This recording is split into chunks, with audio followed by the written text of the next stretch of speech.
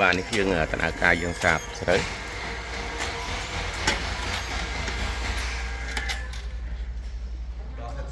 បាទយើងនេះយើងមាន sensor វានេះមួយនៅពេលមកដល់អញ្ចឹងគឺវាឈប់តែម្ដងបាទនៅពេលដែលយើងដកគឺវាហូរមកបន្តតែម្ដងបាទនេះគឺយើងដាក់ដីខប់ពីលើបន្ទាប់ពីយើងដាក់ពូជហើយរោយពូជហើយគឺមានដាក់ដីយើងនេះពីលើមកតែម្ដងបាទនេះបាទអញ្ចឹងវាមាន3ថ្នាក់3ថតចេះបាទ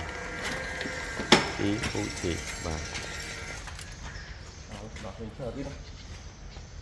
តើមានគ្រាប់ហ្នឹងចាក់ចូលវិញបាទទៅមកហើយបាទអញ្ចឹងនៅពេលដែលយើងមានម៉ាស៊ីនសាបស្រូវបែបនេះគឺវារោយស្មើហើយលឿនតែម្ដងបាទបងប្អូនមើលចុះគឺវាធ្លាក់ស្មើមកតែម្ដងជ្រឹបស្រួលលឿនបាទ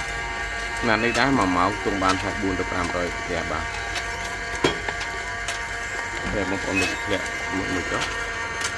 ជ្រឹបគឺស្មើក្របមកសាច់ល្អមកតែម្ដងបាទ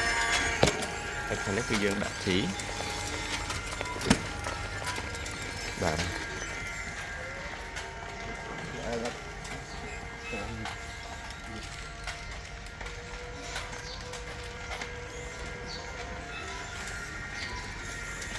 ណែមកទៅស្រីធ្វើអីខ្លះ